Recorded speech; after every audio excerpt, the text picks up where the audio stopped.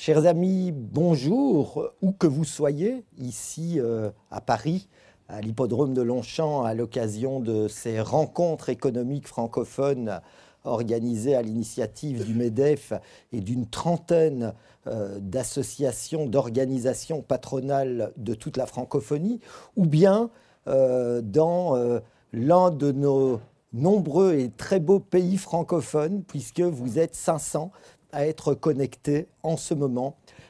C'est un grand plaisir de vous accueillir. Nous n'allons pas parler aujourd'hui de la francophonie économique, on va tenter de la faire, parce que c'est en se connectant, c'est en tentant de créer des réseaux, en étant dans l'interaction les uns avec les autres, que nous pouvons construire cette francophonie économique. C'est notre objectif aujourd'hui. Et pour cela, nous allons accueillir un certain nombre d'invités. J'ai oublié de me présenter, Henri Monceux, je suis le directeur de la francophonie économique et numérique. Nous allons entendre en premier lieu l'administrateur de l'EIF, M. Geoffroy Monpetit, depuis le Canada, où il se trouve en même temps. En ce moment, pardon, nous reviendrons à Paris pour entendre M. Hichem Eloumi, qui est tunisien, qui est le vice-président de Utica. Ensuite, toujours depuis Paris, Madame Ruth Vachon, qui elle vient du Québec, hein, vous voyez, ces allers-retours sont intéressants, et Madame Ruth Vachon, qui est la vice-présidente, pardon, la présidente et directrice générale du réseau des femmes d'affaires du Québec. Nous partirons à Hanoï écouter Monsieur Quang Phong Wang, qui est le vice-président de la Chambre de commerce et de l'industrie du Vietnam. En saut, on retraversera une bonne partie du monde pour aller à Lomé, au Togo, où Madame Koulibaly, directeur général de la Chambre consulaire régionale de l'UMOA, pourra intervenir. Et puis, enfin, nous devrions pouvoir rejoindre Monsieur Mabouba Diagne, qui est le vice-président de la BIDC, la Banque d'investissement et de développement de la CEDEAO, et qui se trouve, vous le voyez, dans une voiture, d'ailleurs, à Dubaï, je crois, en ce moment. Voilà, c'est la francophonie économique et globale. Et l'idée, vraiment, de ces rencontres, c'est de paver la voie de Djerba, de pouvoir, d'ici le sommet, d'ici le forum économique de la francophonie qui se déroulera le 21 et le 22 novembre à Djerba, mobiliser les entrepreneurs, mobiliser les réseaux et être vraiment dans cette dynamique qui va nous permettre d'être plus concret encore, plus pragmatique dans la façon dont cette francophonie économique se construit. Alors, directement, je donne la parole à monsieur l'administrateur de l'Organisation internationale de la francophonie, monsieur Geoffroy Monpetit. Merci beaucoup Henri, merci. Mesdames et messieurs, monsieur le président du MEDEF, Excellence, monsieur le ministre, Excellence, mesdames et messieurs les ambassadeurs, les représentants personnels qui sont peut-être en ligne avec nous aujourd'hui, certainement, mesdames et messieurs les présidentes et les présidents d'associations patronales francophones, chers panélistes, chers entrepreneurs, mesdames et messieurs, bonjour et bonjour de Gatineau, où je suis présentement en vacances encore pour quelques heures encore. Je suis très heureux que la francophonie économique soit au menu de l'Université d'été du mouvement des entreprises de France, le MEDEF, réunissant cette année 20 associations patronales, de nombreux chefs d'entreprise de l'espace francophone. C'est une belle initiative, je la salue, surtout dans ce contexte difficile que nous connaissons tous. Je vous souhaite la bienvenue à cette première session spécifique des rencontres du Forum économique francophone. Et nous avons choisi ensemble de la consacrer à l'intensification des flux d'échanges commerciaux et des investissements autour du thème « Faire des affaires en francophonie ». Je tiens à remercier très chaleureusement tous les panélistes de grande qualité qui ont accepté de partager avec nous aujourd'hui leurs vues, leurs opinions, leurs idées sur des sujets importants pour les femmes et les hommes d'affaires, les chefs d'entreprise partout dans l'espace francophone. Cher Henri, qui est le directeur de la francophonie économique et numérique, chers collègues, merci encore de modérer nos échanges aujourd'hui et d'avoir contribué à l'organisation de cette discussion aujourd'hui. Je tiens aussi à saluer la présence des représentants de la Tunisie et de la délégation de l'Union tunisienne de l'industrie, du commerce et de l'artisanat, puisque Djerba, en Tunisie, va accueillir en novembre prochain le 18e sommet de la francophonie et le Forum économique francophone, la quatrième édition du Forum économique francophone, dont notre rencontre aujourd'hui va contribuer à la préparation. Je salue toutes ceux et celles qui participent à l'événement en présence, bonjour à Paris, et tous ceux encore, comme moi, qui participent à cet événement à distance, à travers, comme Henri l'a souligné, à travers tous les fuseaux horaires de la francophonie.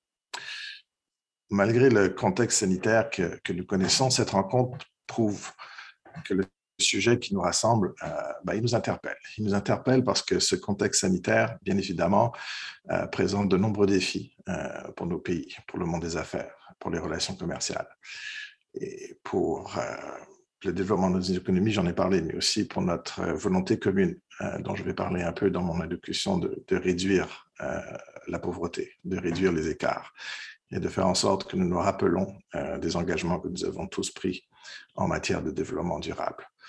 Ce contexte exceptionnel, il nous appelle toutes et tous, dans tous les secteurs, à nous transformer en profondeur, à intensifier nos collaborations et à innover.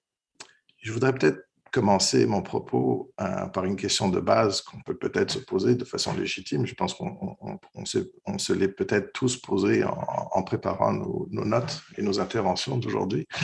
Est-ce que la francophonie économique existe? Existe-t-elle, cette fameuse francophonie économique?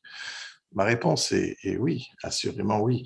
La francophonie économique est d'abord un fait indéniable, elle existe de par les échanges au sein de l'ensemble économique francophone qui représente aujourd'hui 16% du PIB mondial, 20% du commerce mondial des marchandises et une population totale de 800 millions d'habitants répartis dans 54 États membres.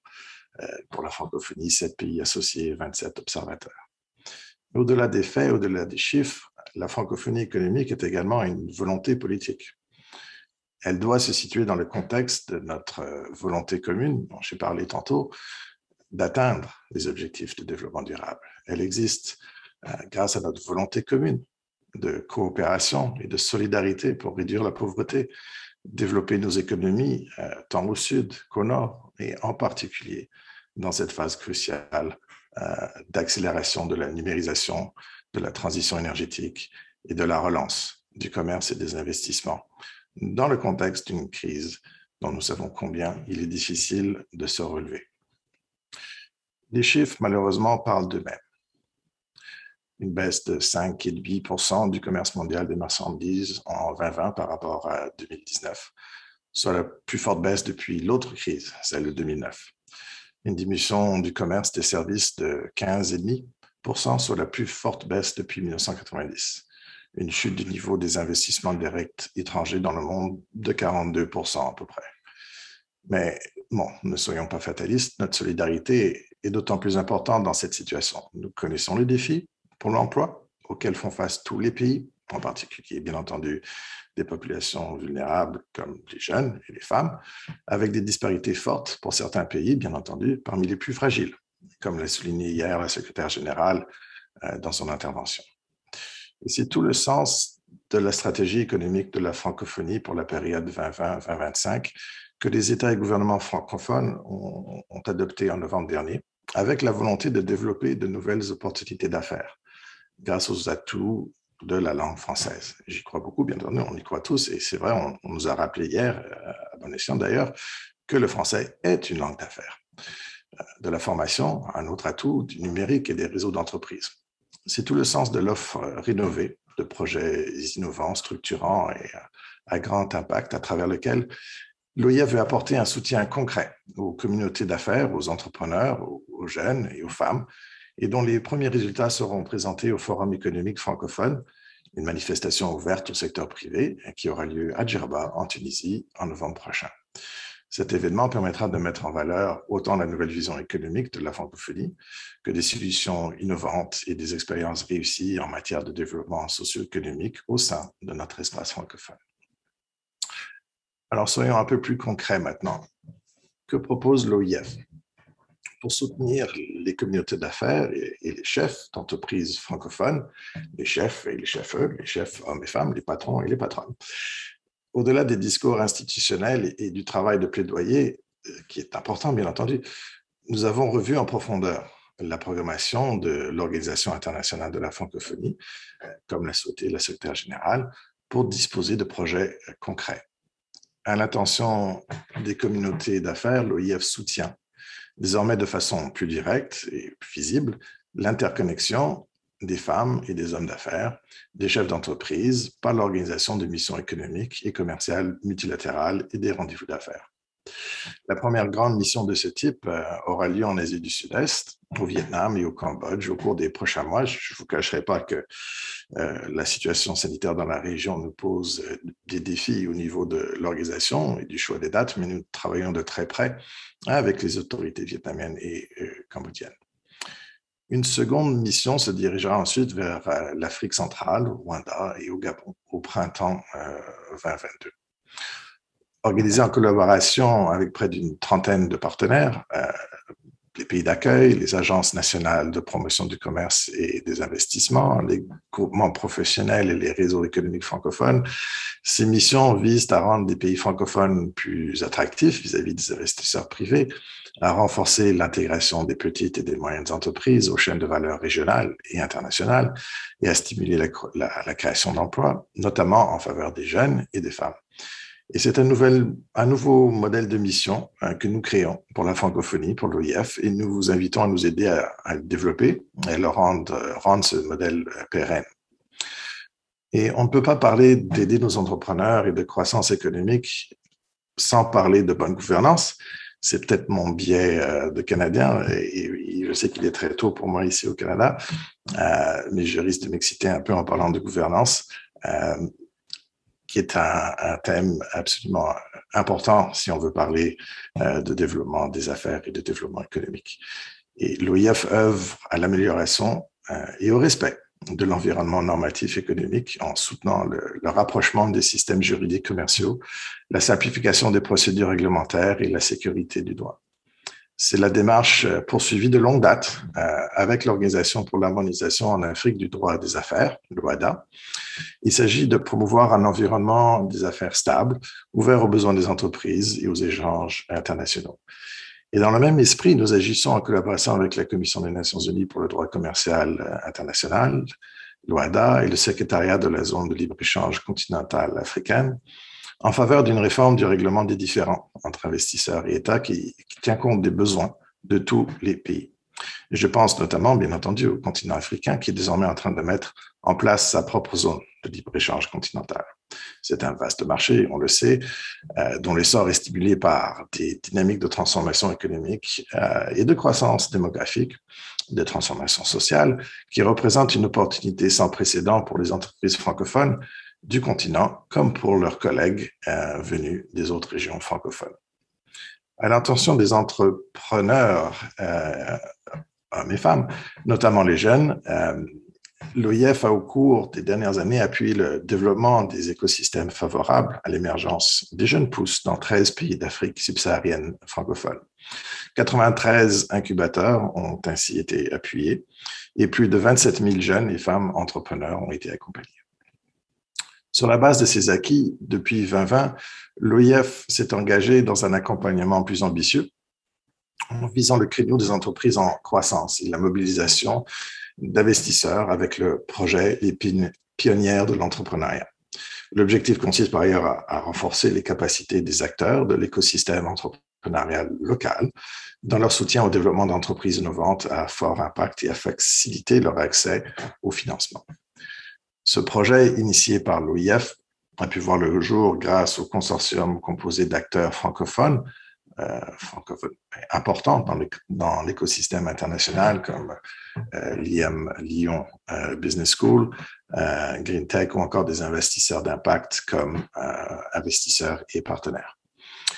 Tout récemment, nous avons retenu 32 entreprises francophones, notamment de l'Afrique de l'Ouest, l'Afrique centrale, l'Afrique du Nord, le Moyen-Orient et l'Asie.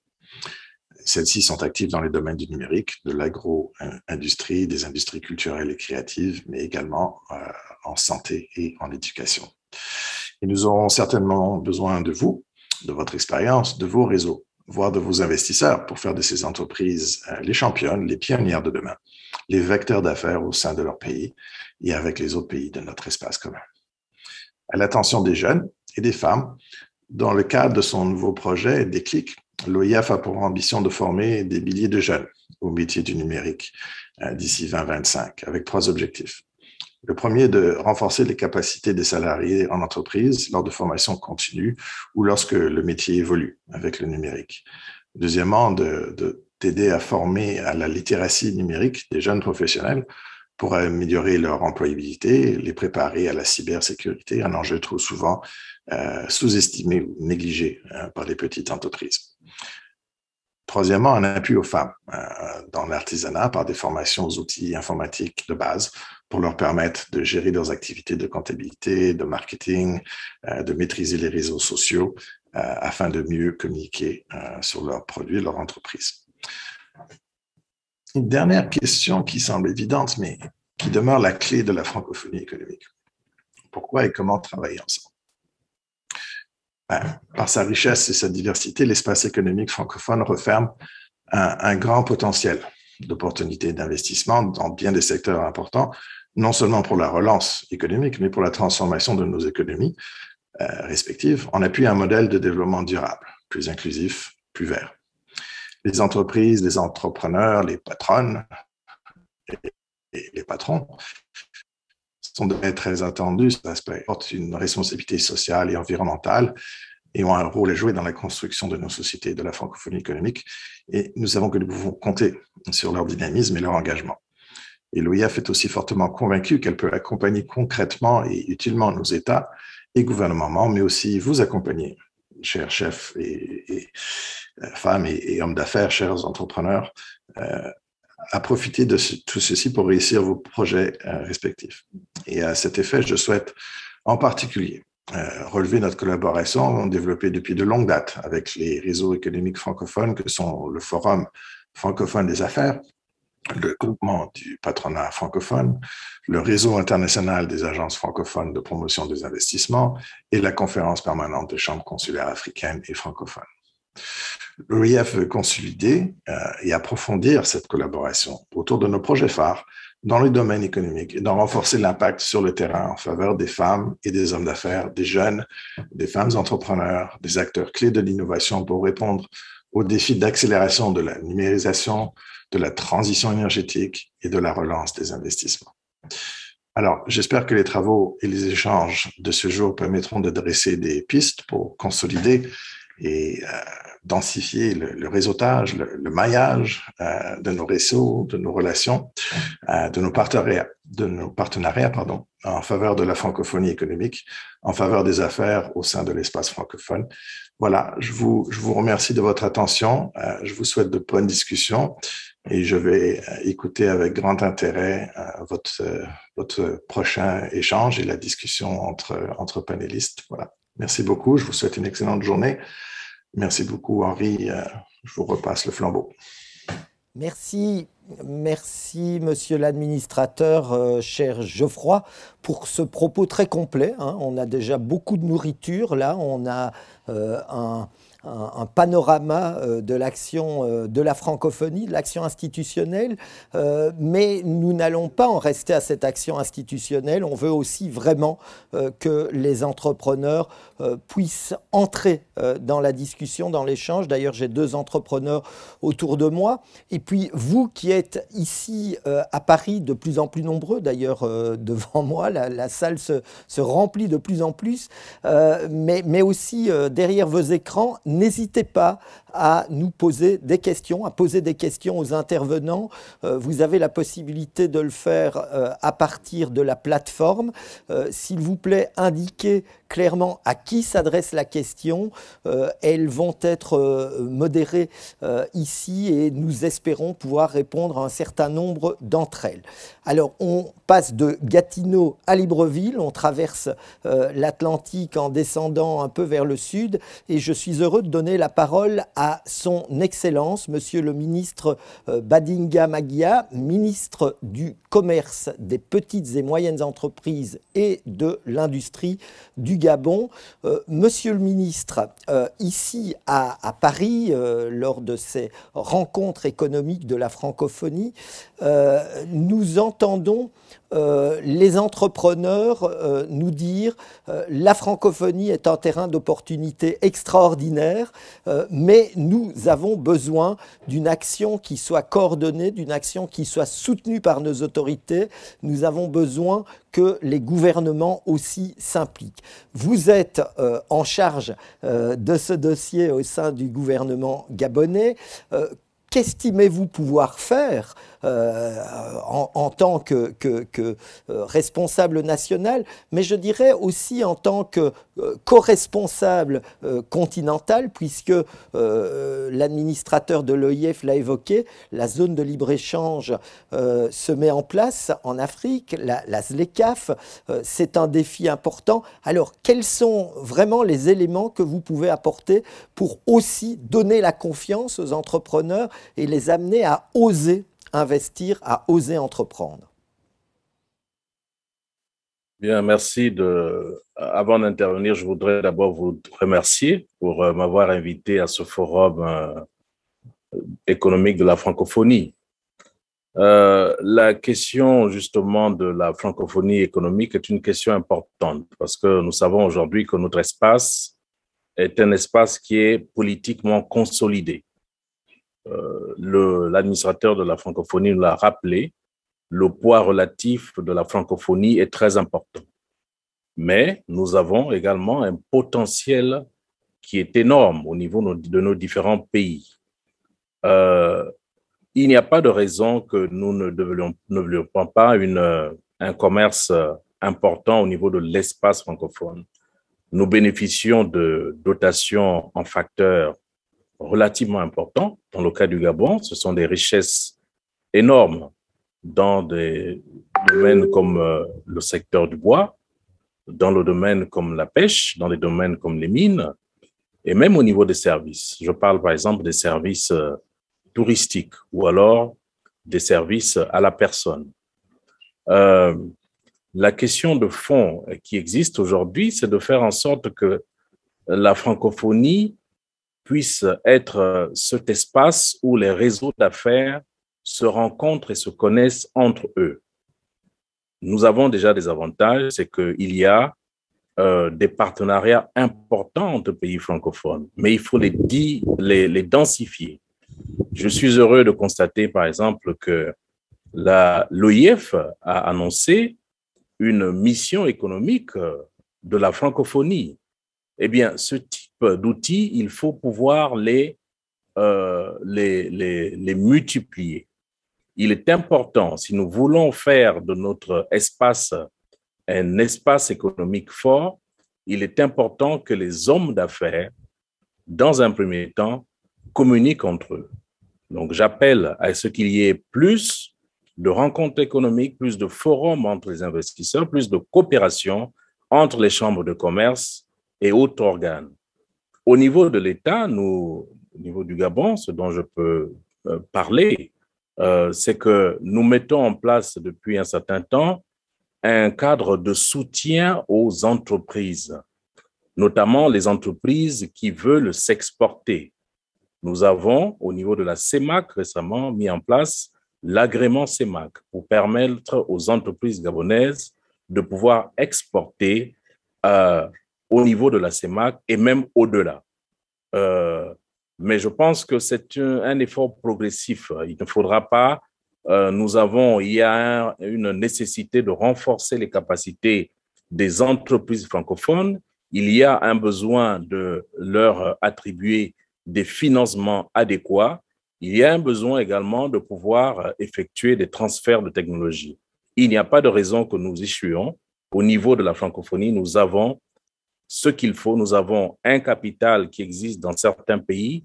Nous avons des besoins de financement, des besoins qui se retrouvent dans d'autres pays. Je pense que toutes les planètes, j'ai envie de dire, sont alignées. Aujourd'hui, la volonté de se développer, de faire de cet espace un espace économique est là.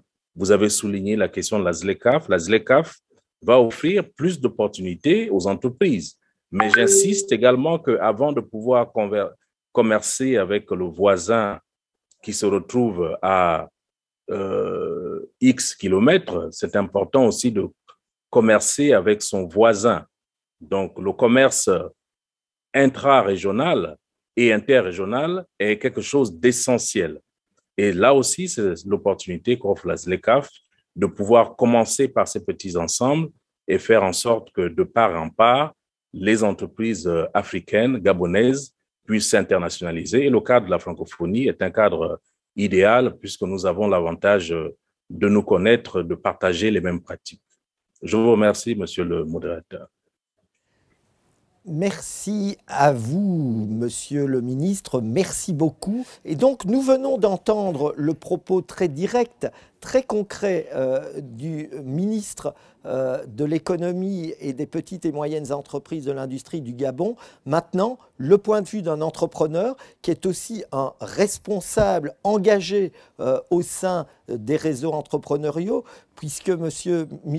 Hichem Eloumi est entrepreneur en effet dans le domaine de l'industrie électrique, mais il est aussi le vice-président d'Outika, l'organisation patronale tunisienne. Alors, Monsieur Eloumi, vous êtes là avec une importante délégation de l'Outika depuis hier à Paris dans le cadre de ces rencontres économiques francophones.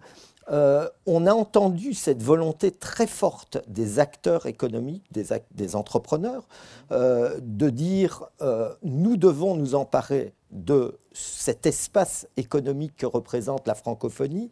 L'administrateur le rappelait, 16% du PIB mondial. Et pour cela, nous devons faire en sorte que les organisations patronales des différents pays puissent se coaliser pour porter tous le même discours. Il y a eu une sorte de passage de relais tout à l'heure entre le MEDEF français et Outika. Par ailleurs, on l'a évoqué aussi, se prépare le forum économique francophone de Djerba. Comment voyez-vous précisément cette mobilisation du monde entrepreneurial, cette mise en réseau des réseaux, si je puis dire? Merci beaucoup de me permettre d'intervenir sur cette thématique de très grande importance, sur le volet économique de la francophonie. Et ici, nous sommes dans un cadre magnifique, d'ailleurs, à l'hippodrome de Longchamp. Et je tiens à remercier le MEDEF d'avoir organisé cette rencontre entre les entrepreneurs des pays francophones. Donc, on était à peu près 600 personnes. C'est quand même très, très intéressant. Beaucoup de communication, un B2B, d'excellentes interventions, des tables rondes. D'ailleurs, moi, j'ai participé à la table ronde sur la relance industrielle dans le milieu francophone. Donc, c'est vraiment la thématique du moment. Et bien sûr, donc, je viens d'assister à la clôture de la REF, donc la rencontre des entreprises francophones qui était organisée hier et aujourd'hui. Et M. Geoffroy Roux de Bézieux a passé le flambeau au président de l'UTICA pour la suite qui se passera à Djerba.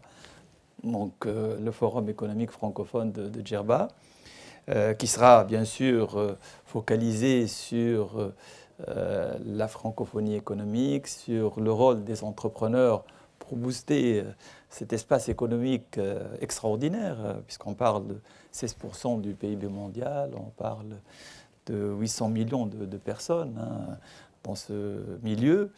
Et nous savons tous, et ça a été exposé à différents moments, que échanger la même langue à l'occasion d'échanges économiques, d'investissements, d'exportation ou d'importation permettait de booster donc le volume de ces échanges-là, en comparaison avec une relation entre pays qui parlaient des langues différentes. Donc là, c'est un avantage très très important.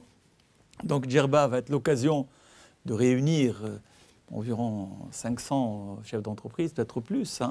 Donc on est en train de finaliser le programme en collaboration avec l'OIF, bien entendu.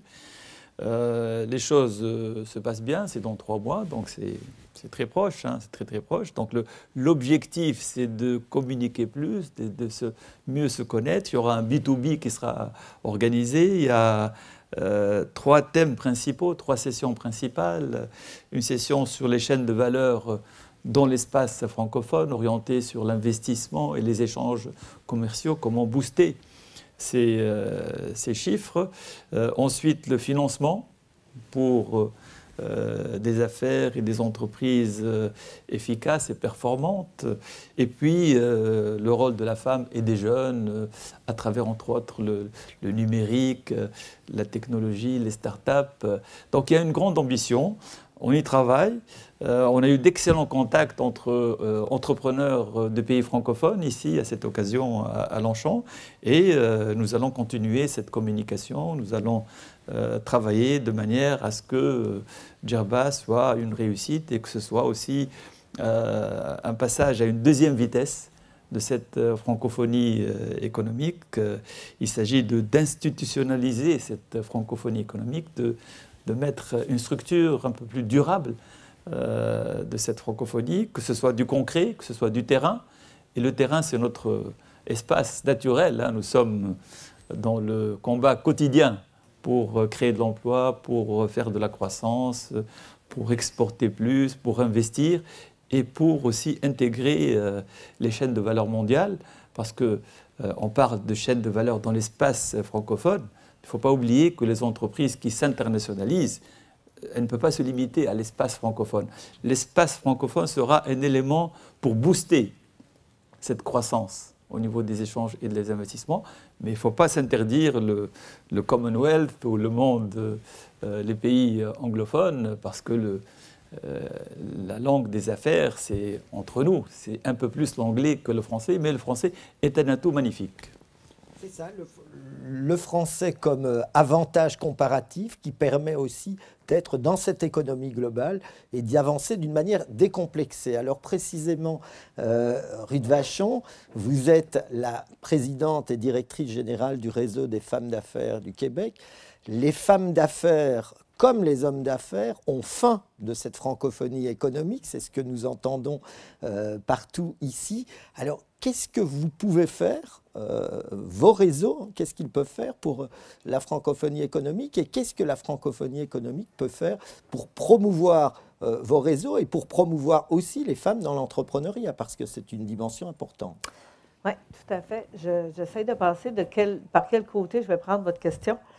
D'abord, merci beaucoup pour l'invitation parce que ça nous permet d'avoir une tribune extrêmement importante où on peut parler à tous les acteurs de la francophonie et ce n'est pas tous les jours qu'on a cette occasion-là. Alors, merci beaucoup.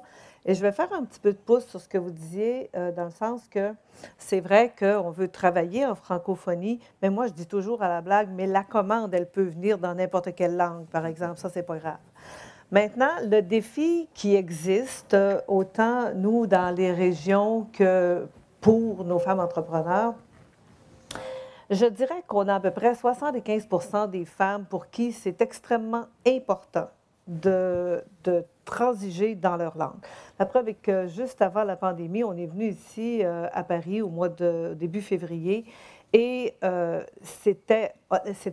mission commerciale était plus que complète. On a dû refuser beaucoup de gens parce que c'était dans la francophonie et que ça n'arrive pas souvent qu'on se consacre exclusivement à la francophonie. Maintenant, qu'est-ce qu'on peut faire dans un autre ordre d'idée? Je fais juste ramener terrain la réalité mondiale qui est différente, certes, au niveau des pays qu'on est. L'accès au financement, l'accès au marché et la promotion du leadership des femmes.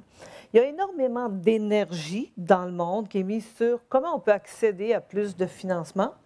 Il y en a beaucoup qui est aussi d'énergie à la disposition, qui est mis à la disposition des femmes pour leur donner des outils pour qu'elles soient plus performantes, des formations, de l'information. Mais le troisième défi, qui est l'accès au marché, je dirais que c'est un peu l'enfant pauvre de l'évolution. Et c'est là que se passe, selon moi, toute la création de richesse. Nous, on a pris un chemin qui était différent, puis je vous avouerai que la pandémie nous a un peu aidés là-dessus parce que la pandémie nous a amenés à réfléchir autrement. Comment on peut contribuer plus à une économie plus inclusive, plus humaine et à réduire les inégalités qu'il y avait. On n'a pas toutes les solutions, mais je vous dirais que un atout intéressant, c'est au-delà de donner de la formation, donner du financement, être sur le terrain avec les femmes entrepreneurs, ça fait toute une différence parce que chez nous comme ailleurs, là, la statistique est moins de 5. Dans la majorité des entreprises, ont moins de 5 employés. Ça veut dire que ces entreprises-là n'ont pas un département de développement des affaires. Alors nous, le réseau, on agit un peu comme le développement d'affaires et le gouvernement du Québec, nous, tout de suite, pas après la pandémie parce qu'on est encore dedans, là, mais on pensait juste à ce moment-là qu'on allait s'en sortir plus tôt. On a des initiatives qui sont extrêmement concrètes sur le terrain pour aider les femmes entrepreneurs de la francophonie, parce que c'est la francophonie qu'on travaille. Et ça fait toute une différence. Alors nous, on va frapper aux portes pour trouver des opportunités. Alors quand arrive le défi de financement, je vous dis que c'est beaucoup moins dur de financer une entreprise qui arrive avec 10 contrats en poche qu'une entreprise qui en a pas. Alors tout tourne autour de comment on peut rendre les femmes plus riches en amenant des contrats concrets. Et là-dessus, vous avez raison, ces contrats-là ne viennent pas seulement de notre voisin ou d'une moyenne entreprise dans notre secteur. C'est très, très souvent des entreprises de classe mondiale. Si vous voulez que j'aille dans la recette, je peux aller dans la recette. Parce qu'avec le gouvernement du Québec, le projet a 2 volets. Un volet, c'est identifier 500 femmes entrepreneurs sur le terrain et de les amener sur une plateforme où il n'y a que des opportunités pour les femmes entrepreneurs. Maintenant, qui dit je m'occupe des femmes entrepreneurs, il faut aussi que je m'occupe de l'autre côté pour créer des opportunités à ces femmes-là.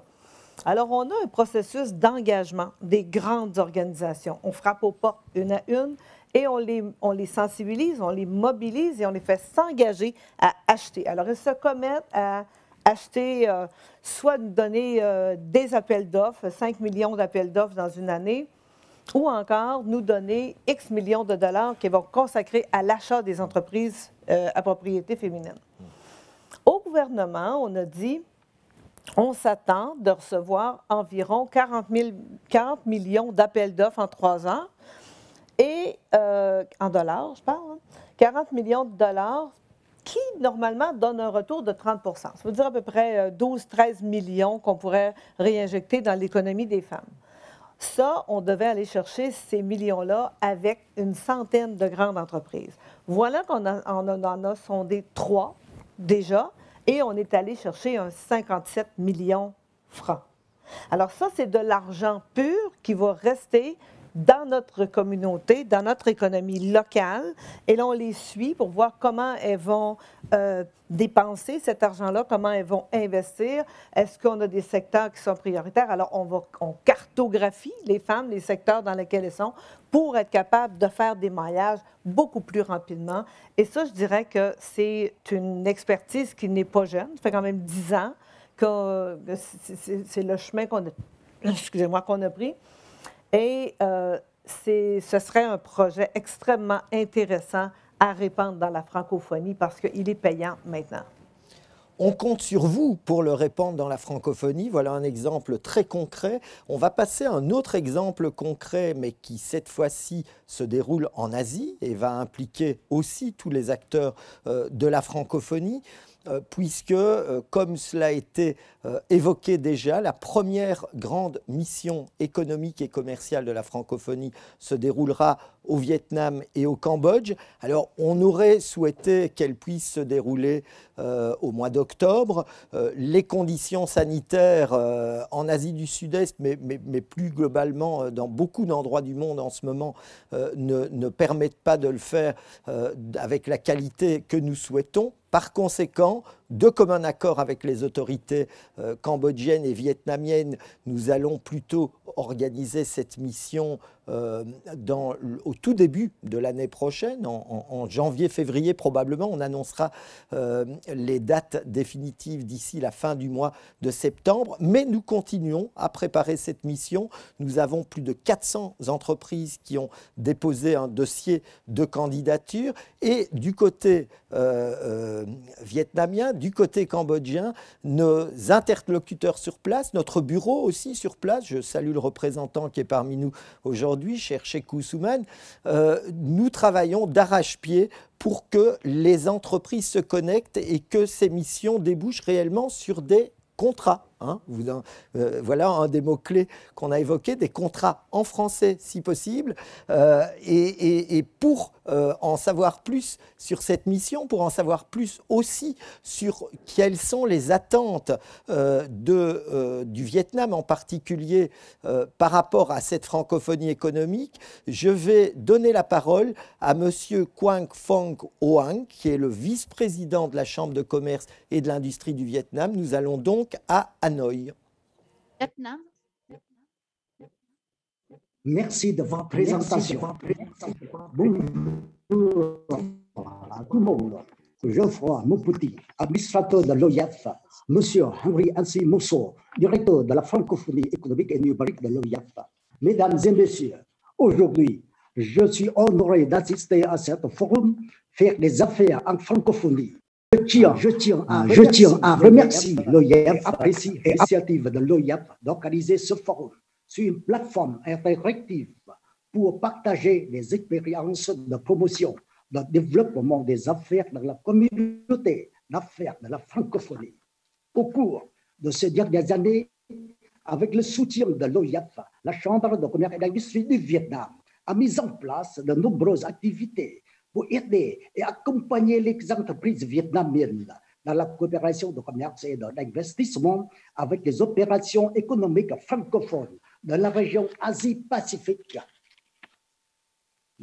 Surtout, dans l'approche à venir, la Chambre de commerce et d'industrie du Vietnam sera honorée d'accueillir une mission économique et commerciale conduite par Madame la secrétaire générale francophone, Louise Michi Kivabo, qui devrait venir au Vietnam du 11 à 20 octobre 2021 avec environ 60 opérateurs économiques et institutionnels francophones en provenance d'Afrique, d'Amérique du Nord, d'Europe occidentale et l'océan Indien. Nous apprécions hautement l'initiative de l'OIF dans l'organisation de cette mission économique et commerciale. Ce sera une bonne occasion pour les entreprises vietnamiennes ainsi que les opérateurs économiques et institutionnels francophones de se rencontrer, d'échanger directement et de discuter de futurs accords et contrats de coopération en matière de commerce et d'investissement. En particulier, ce sera également une bonne opportunité pour les opérateurs économiques francophones d'Afrique de développer la coopération commerciale et d'investissement avec les pays francophones de l'ASEAN, dont le Vietnam est le membre. Mesdames et messieurs, le Vietnam a des échanges commerciaux avec 44 sur 54 pays membres officiels de l'OIF. Au cours de la période 2017 à 2019, les échanges commerciaux entre le Vietnam et les pays francophones ont toujours maintenu un taux de croissance stable et surtout en 2019, ont atteint le niveau le plus élevé de 26,7 milliards de dollars, dont les exportations ont atteint 19 milliards de dollars et les importations ont atteint 7,7 milliards de dollars. En 2020, dû à l'épidémie de COVID-19, le chiffre d'affaires d'import-export entre les deux zones a atteint de 24,2 milliards de dollars, en baisse du 9,5% par rapport à 2019. Concernant l'investissement, en 2020, 16 sur 54 pays membres de l'OIAP ont investi au Vietnam avec 14,50 projets dont le capital d'investissement total est près de votre suggestion. Être ainsi de fournisseur de matières premières pour certaines industries vietnamiennes à exporter vers l'Afrique, l'Europe, l'Amérique du Nord, le Vietnam est actuellement un important centre de production de matières premières de secteurs industriels dans la région et dans le monde entier. Un mélange important dans de nombreuses chaînes d'approvisionnement de valeur mondiale. En revanche, la francophonie est aussi une grande zone de marché économique du Vietnam. En tant que membre de l'ASEAN depuis 1995, le Vietnam a participé activement à une négociation et a signé de nombreux accords multilatéraux et bilatéraux sur le plan économique, commercial et d'investissement, tels que les VFTA, l'accord de libre-échange de nouvelle génération avec l'Union européenne, l'accord global et progressif de partenariat transpacifique, CPTPP, l'accord général, l'accord régional de partenariat global, RCEP, incluant les pays francophones, qui sont des espaces ouverts. Le Vietnam est en train d'étudier et examiner les conditions, les termes pertinents pour pouvoir signer des accords de libre-échange avec un certain pays d'Afrique dans l'avenir. Ce seront des bases importantes pour le Vietnam et l'OIAP dans la mise en œuvre de la stratégie économique de la francophonie du 2020 à 2025, qui sera adoptée à la 7e session de la conférence ministérielle de la francophonie les 24 et 25 novembre 2020 en Tunisie. Avec l'appui de l'OIAP, nous espérons que le Vietnam et les pays francophones d'Afrique prendront des mesures dans la négociation et la signature des accords de libre-échange FTA avec l'Union africaine et à des communautés économiques régionales telles que SADC, ECOWAS, EAC, etc. Mesdames et messieurs, aujourd'hui, le monde fait face à de nombreux défis causés par la pandémie de COVID-19 qu'aucun pays ne peut résoudre seul. Par conséquent, le Vietnam souhaite coopérer avec les pays francophones dans la recherche de solutions pour stabiliser l'économie en général et les entreprises en particulier, renforcer et développer la coopération du commerce et d'investissement en tant que la principale économie et en développement dynamique de la région ASEAN. Le Vietnam est un partenaire important de nombreux pays francophones de la région Asie-Pacifique. Le Vietnam a été toujours un pôle lié entre pays francophones et les pays ASEAN et à promouvoir activement la coopération économique et commerciale entre les pays ASEAN et les pays francophones. En particulier, nous devrons coopérer plus étroitement pour contrôler l'épidémie de COVID-19 en aidant les économies de la région de l'ASEAN et des pays francophones à surmonter la période extrêmement difficile dans ce contexte. Avec un grand espoir, je souhaite à vous tous une très bonne santé et bon succès. Merci de votre attention. Merci beaucoup, monsieur le vice-président de la Chambre de commerce et d'industrie du Vietnam, partenaire important dans la préparation de cette mission économique. L'ASEAN aussi, partenaire important pour le développement économique de l'espace francophone. Alors, nous voyons qu'à la fois géographiquement et thématiquement, on parcourt beaucoup de terrain.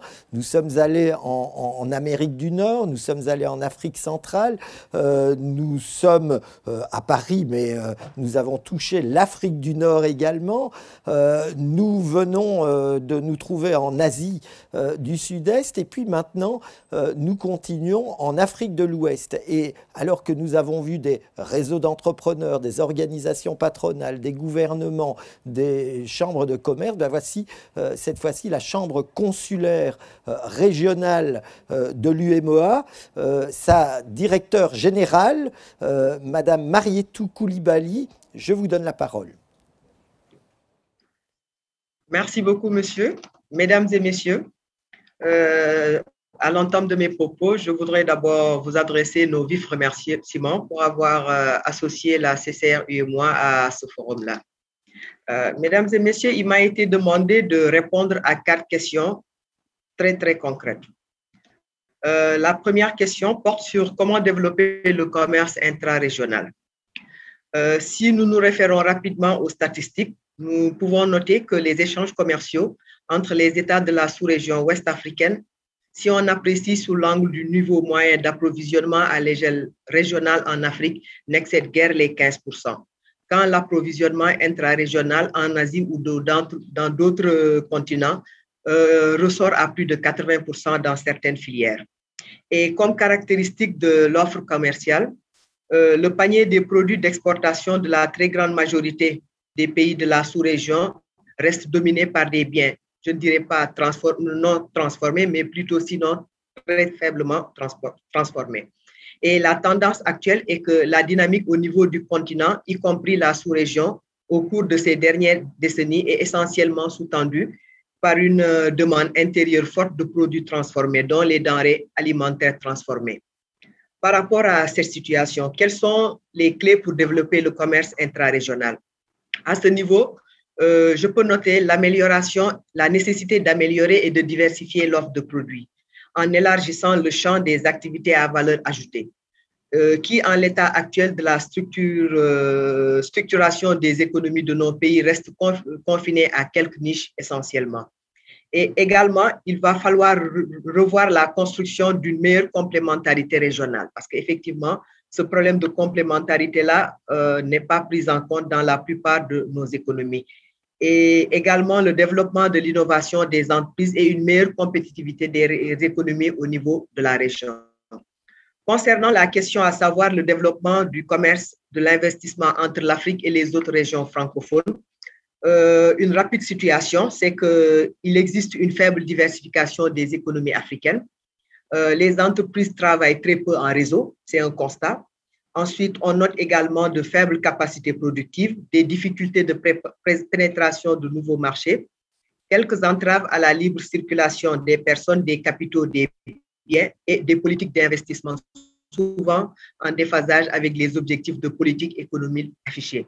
Par rapport à cette problématique, les perspectives pour nous, c'est en fait l'harmonisation des politiques industrielles, agricoles, technologiques et de financement communautaire. Je pense que c'est extrêmement important. Si on va être ensemble, il y a un minimum d'harmonisation qu'il faudra mener au niveau de nos politiques. Il y a également le renforcement de la compétitivité et de la productivité des entreprises. C'est également un aspect très, très important. Et enfin, l'encouragement de l'innovation, le développement des chaînes de valeur et le soutien aux initiatives techniques, financières, managériales des PME. La troisième question, c'était comment développer le commerce de l'investissement entre l'Afrique et d'autres régions francophones dans le contexte de la ZLECAf, qui est vraiment d'actualité. Et également, comme constat, on peut noter qu'avoir une monnaie commune n'est pas forcément, je parle bien du continent africain, n'est pas forcément une source de développement des échanges formels entre les pays francophones. Et je rappelle également que les échanges ont plus porté sur la réexportation des produits textiles et des vêtements confectionnés en Afrique de l'Ouest et d'autres produits manufacturés achetés sur les grands marchés. Ces échanges commerciaux également portent principalement, pour la plupart, sur des produits agricoles et vivriers qui souvent sont liés aux aléas des changements climatiques. Et également, nous notons que un manque d'organisation structurée de l'écosystème pour accroître la production en vue d'exploiter les opportunités de cette demande. Et également, des différences de taux de conversion entre les monnaies. Je parle du franc CFA de l'Afrique de l'Ouest et le franc CFA de la CEMAC de l'Afrique centrale. Et au niveau maintenant des tendances, qu'est-ce qu'on note? C'est qu'il y a une forte demande de produits maraîchers de l'Afrique de l'Ouest en Afrique centrale, ce qui peut être desservi si vraiment les dispositions sont prises pour développer les capacités de production. Et comme perspective, qu'est-ce qu'on peut retenir à ce niveau? C'est qu'il faut le développement des infrastructures parce qu'effectivement, il y a un marché qui se développe de l'Afrique de l'Ouest vers l'Afrique centrale, mais ça ne sert à rien également de produire, de fabriquer si vous n'avez pas les infrastructures qui vous permettent d'acheminer ces produits. Il faut également s'inspirer de l'initiative que vient de lancer le Ghana en ce qui concerne la monnaie électronique. Je pense qu'il faut creuser à ce niveau parce qu'il s'agit d'une expérience à vivre de près par les États francophones pour voir dans quelle mesure elle pourrait être dupliquée afin de relever les entraves réelles décrites précédemment. Par rapport à la ZLECAf, c'est bien de lever les entraves, mais je dis que lever les entraves ne suffit pas. Il faut également renforcer les capacités de production, diversifier les offres de production, parce que je pense que c'est ça qui peut nous appuyer, qui peut nous permettre en fait de bien profiter de la ZLECAf. Mais également que les politiques nous accompagnent dans la mise en œuvre, la construction d'infrastructures de transformation qui permettent d'acheminer ces produits. Concernant la dernière question, quel est le rôle des structures d'appui comme la CCR qu'on peut jouer à ce niveau? Je rappelle que la CCR UEMOA est un organe de l'UEMOA qui regroupe l'ensemble des secteurs privés des 8 pays et elle a pour principale mission d'assurer l'implication effective et efficace du secteur privé dans le processus d'intégration. Donc, la CCR, qui est un organe consultatif, a pour objectif, en fait, de proposer au pouvoir public et communautaire des recommandations dans le sens de la prise en compte des perspectives du secteur privé, dans tout ce qui est formulation de politiques et programmes de développement de réseaux et de production. La CCR également œuvre à l'accompagnement des entreprises pour une meilleure compétitivité et le développement de la productivité. Elle accompagne également les acteurs économiques dans l'identification des opportunités. Et enfin, la CCR accompagne les PME communautaires dans la conquête de marché. Voilà un peu, mesdames et messieurs, les quelques esquisses de réponse que j'ai souhaité vous apporter en restant à votre disposition. Je rappelle que j'ai fait une présentation plus détaillée qu'on va peut-être mettre à votre disposition, qui va plus dans les détails par rapport à mon intervention. Je vous remercie. Merci. Merci infiniment, Madame Coulibaly, pour cette intervention qui était très précise, très articulée. Et oui, vous aurez la possibilité de réintervenir, d'interagir entre vous. Je vais rendre la parole aux intervenants pour qu'ils puissent compléter peut-être, pourquoi pas, discuter le point de vue des autres. C'est intéressant d'avoir cette dialectique. Mais pour terminer ce grand tour finalement de la francophonie économique, je voudrais aussi apporter ou demander que soit apporté le point de vue des investisseurs et de l'investissement institutionnel à travers le témoignage de M. Mabouba Diagne, qui est donc le vice-président de la BIDC, de la Banque d'investissement et de développement de la CEDEAO. Alors, Monsieur Diagne, vous êtes vous êtes sorti de la voiture en tout cas, et maintenant vous êtes là à Dubaï pour, j'imagine, une réunion importante au regard des activités de la BIDC, qui est très dynamique, qui est aussi un de nos partenaires dans la préparation de cette mission économique et commerciale. Quelles sont selon vous, pour vous, les priorités, quels sont les obstacles aussi, peut-être les défis en matière d'investissement pour une banque régionale comme la vôtre et plus généralement peut-être par rapport aux organes d'investissement public à un moment qui est particulièrement critique de ce point de vue, un moment de relance économique.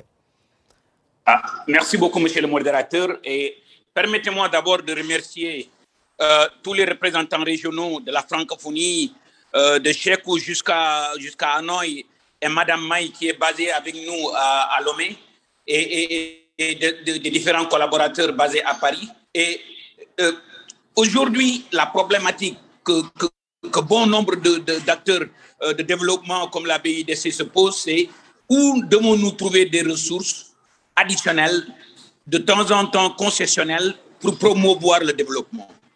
Et si vous me permettez, je vais illustrer ça par des exemples très concrets, comment le réseau de la francophonie pourrait être utilisé comme un véhicule pour non seulement amener le financement dont les différents acteurs de la francophonie auraient besoin, mais aussi pour créer des emplois, pour booster l'investissement dans le réseau de la francophonie. Permettez-moi de prendre un exemple. Aujourd'hui, par exemple, vous prenez l'Afrique de l'Ouest, qui compte plus de 8 ou 10 pays francophones à travers l'espace de l'IMOA. Nous importons plus de 300 millions d'euros, voire 400 millions d'euros de maïs, de soja, des œufs à couver de l'Amérique du Sud. Et pourtant, nous pouvons, à travers le réseau de la francophonie, non seulement lever l'argent dont on a besoin pour cultiver ce maïs, pour cultiver ce soja, pour faire des fermes de repos, pour produire en Afrique de l'Ouest, dans le réseau francophone, par exemple, tout ce maïs dont on a besoin. Aujourd'hui, des multinationales françaises comme NTD France, des partenaires de développement comme, par exemple, BPI France, à travers son réseau de Bercy, mais aussi à travers la tranche ICA, Export Credit Agency, nous pouvons faire un partenariat entre ces 8, 6, 10 pays francophones de l'Afrique de l'Ouest pour faire un partenariat avec les agriculteurs francophones du Canada, de Vietnam, de françaises et dans tout le réseau francophone pour apprendre et pour faire un partage de technologies pour cultiver tout ce blé, tout ce maïs, tout ce soja dont l'Afrique de l'Ouest a besoin pour créer des centaines de milliers d'emplois. Ça va non seulement résoudre le problème de développement durable, mais aussi créer des emplois pour la jeunesse africaine, créer des emplois pour les femmes africaines et aussi en même temps résoudre le problème de l'immigration. Si vous me permettez, aujourd'hui, à travers le réseau à travers des partenariats comme BPI France, nous pouvons, la BIDC pourrait faire un partenariat avec BPI France à travers le réseau des agriculteurs canadiens, vietnamiens et français, venir en Afrique, faire un partage de technologies, assister les pays africains à produire le maïs, le soja et aussi, promouvoir l'investissement des hommes d'affaires français pour venir en Afrique, vendre des équipements, vendre des fermes industrielles, former les jeunes Africains au-delà et ça va permettre à la francophonie de booster l'investissement dans le réseau francophone, de créer des emplois, de booster l'investissement. Et moi, je crois que ça, c'est un défi que nous devons nous lancer. C'est un objectif que nous devons nous lancer pour que dans les 3 prochaines années, un investissement de plus de 300, 400, 500 millions de dollars, 500 millions d'euros puisse être mobilisé pour créer plus de 500 000 emplois dans le réseau francophone ouest-africain pour créer plus de 250 000 emplois. Aujourd'hui, on peut concevoir le système de domaine agricole communautaire où des vieux retraités, par exemple, agriculteurs, viendraient en Afrique pour accompagner des équipementiers francophones, NTD France, des abattoirs comme BL France ou d'autres partenaires canadiens pour venir en Afrique, partager, booster le développement de l'agriculture, moderniser l'agriculture, parce que nous savons qu'aujourd'hui, la sécurité alimentaire et l'agriculture, l'agro-industrie est un domaine où le réseau francophone peut générer non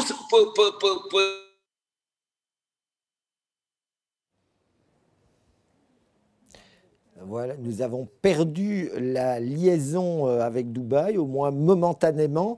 Mais là aussi, je pense que le propos, la quintessence de ce que voulait nous dire M. Diagne est passé. Et ce que l'on a entendu finalement chez chacune et chacun de nos intervenants, c'est qu'il y a des opportunités énormes, il y a une grande marge de progression.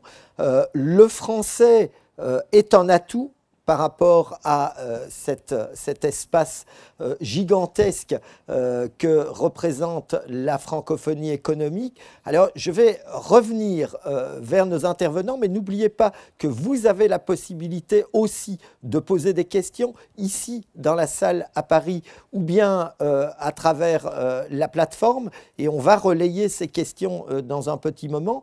Donc, je retourne maintenant vers les intervenants en leur demandant au regard de ces possibilités qui sont là, mais aussi des difficultés qui ont été mentionnées, par quoi commence-t-on pour faire réellement de cet espace francophone le marché et le territoire de dynamisme et d'interaction que nous pouvons avoir? Donc, je vais demander à Madame Vachon, et puis à Madame Vachon d'abord, qu'est-ce qu'on fait maintenant, en premier lieu, selon vous?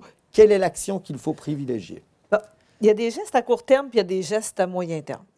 Alors, à court terme, on sait que les gens qui ont une entreprise ont choisi leur secteur. Alors, on peut dire on doit diversifier nos secteurs, mais ce n'est pas quelque chose qu'on va faire dans la prochaine année. C'est-à-dire qu'il y a des moyens qu'on peut utiliser maintenant. Et il y a des solutions qui sont plus, que j'appelle à long terme. Tout à l'heure, Mme Kouliaby parlait de diversification des marchés. Bien, pour diversifier nos marchés, on ne peut pas dire on va diversifier nos marchés puis ça va se passer demain. Comme nous, par exemple, au Canada, on a 80 des femmes qui œuvrent dans le service. On voudrait qu'elles soient toutes en technologie, qu'elles aient toutes des entreprises manufacturières, mais ce n'est pas le cas. Alors, ce qu'on dit, c'est on a chacun nos responsabilités. Alors, le gouvernement, on demande de s'investir énormément à essayer de faire diversifier les marchés et de mieux cartographier l'ensemble de l'économie. Maintenant, ce qui existe, c'est ce qui va exister dans les 5-10 prochaines années. Qu'est-ce qu'on peut faire pour avoir des résultats maintenant? On peut se tourner envers les grandes corporations à qui on peut demander à elles de diversifier leurs achats. Alors, ce qui nous permet, nous, quand on travaille en contexte de diversification, c'est que moi je parle toujours des femmes, bien entendu, mais toutes nos femmes, qu'elles soient dans le service ou dans la fabrication, ou qu'elles soient dans tout secteur confondu, j'inclus tout le monde. Alors, plutôt que de travailler dans un... Tu sais, on dit tout le temps, on travaille en inclusion, on se ramasse en bout de ligne qu'on a tellement d'exclusion que je pense qu'on est plus en exclusion qu'en inclusion. Alors, nous, de par la diversification des fournisseurs, quand tu te tournes envers ces grands joueurs-là, puis tu dis... Toi, est-ce que tu pourrais diversifier tes achats au sein de ta chaîne d'approvisionnement? Ça fait toute la différence parce que qui n'a pas besoin d'un traiteur, qui n'a pas besoin de coach certifié pour ses exécutifs? Alors, je vais être autant dans l'achat de biens que dans l'achat de services et ça vient balancer la dépense dans la grande corporation et ça le fait investir ici, maintenant, chez lui, dans sa communauté, là où il doit s'engager en premier. Donc, vous nous dites remettre en cause parfois des habitudes, réinterroger le modèle pour aussi se dire il y a peut-être moyen d'augmenter le profit ou de faire des affaires qui sont plus judicieuses à court, moyen, long terme si on prend en compte ce paramètre. Monsieur Elloumi, de la même manière, beaucoup d'entreprises aujourd'hui concluent des contrats, déposent des brevets ou, lorsque c'est nécessaire, vont vers des procédures de règlement différents, des arbitrages, parfois en choisissant une langue qui n'est pas la leur ou qui n'est pas la plus proche de celle qui pourrait s'opérer, peut-être un peu par effet de mode, par habitude, parce qu'on a l'impression qu'il y a une grande tendance. Est-ce que ça aussi, ça ne peut pas être réinterrogé? Est-ce qu'on ne peut pas... vous nous disiez tout à l'heure que le français est un atout, possède un avantage comparatif par rapport à d'autres langues, suivant les marchés, hein, sans exclusion de langue. Est-ce qu'on ne peut pas imaginer que là aussi, il faut réinterroger les modèles existants? Moi, je rebondis un peu sur ce qu'a dit Mme Vachon, qui a beaucoup parlé de l'accès au marché. Et qui dit accès au marché dit négociation, dit contrat, dit juridique. Et c'est vrai que quand on est dans un espace francophone, qu'on a des interlocuteurs qui parlent français et puis que la langue utilisée est le français, on a beaucoup plus de facilité au niveau des lois, des conseils d'avocats, des consultants. Alors que si on allait vers le monde anglo-saxon, on tomberait entre les mains de grands cabinets américains ou britanniques qui vous facturent 3 fois le prix. Et puis, c'est très compliqué. C'est vrai que la facilité de communiquer et d'échanger et de négocier dans la même langue, dans la langue que nous utilisons, est un atout fantastique, hein. Donc ça, c'est un point qui me semble très important. Et c'est un aspect qui permet de booster l'accès au marché, dont Mme Vachon a parlé. Je parlerai aussi, pour rebondir un peu à ce qu'a dit M. Diagne, sur les filières, notamment agricoles, les écosystèmes économiques, et puis les chaînes de valeur, hein, mondiales et francophones. Ça, c'est un atout très, très important. Donc, des événements comme celui d'aujourd'hui et d'hier avec la REF, donc la rencontre des entreprises francophones à Paris, et puis par la suite à Djerba, vont nous permettre de mieux nous connaître. Parce que ici à Paris, on a participé à des B2B extrêmement intéressants. On a eu beaucoup de contacts, soit des contacts entre patronats, on a eu des réunions entre différents patronats, soit entre entreprises elles-mêmes. Et là, ça permet d'ouvrir le champ à des opportunités sectorielles, des opportunités spécifiques, particulières, pour engager et aller plus loin dans la réalisation des affaires. Parce que, bon, le titre de notre discussion d'aujourd'hui, c'est faire des affaires dans la francophonie. Donc, en fait, c'est ça, c'est multiplier les rencontres, communiquer plus entre nous, entre organisations et associations patronales, entre entreprises de manière bilatérale. Et on se rend compte aussi que même des pays voisins, je prends le cas du Maghreb, hein, le Maghreb est un espace économique de 100 millions d'habitants. Nous, Tunisie, c'est 12 millions d'habitants. Donc pour nous, le Maghreb nous offre une opportunité magnifique de croissance, d'investissement, d'échanger plus et mieux. Malheureusement, on voit que nos pays sont très bien structurés vis-à-vis de l'Union européenne. Donc on a des accords d'association, donc il y a un libre-échange qui fonctionne bien. Mais entre nous, il faut améliorer. Tunisie, Algérie, par exemple, il y a des produits qu'on ne peut pas échanger, des droits de douane. Certains produits rentrent en exonération d'un côté et payent les droits de douane de l'autre. Donc il y a des choses à améliorer. Et donc, parmi les recommandations, hein, c'est essayer d'éliminer les barrières tarifaires et non tarifaires entre pays francophones. Hier, j'ai cité dans la table ronde sur le volet industriel. Il est très étonnant que pour la Tunisie, on ait un libre-échange avec les pays anglophones d'Afrique, la COMESA, alors qu'avec l'Afrique de l'Ouest, on paye des droits de douane. Donc, on favorise plus l'espace anglophone que l'espace francophone, où nous sommes plus actifs, parce que nous avons une plus grande facilité de communication.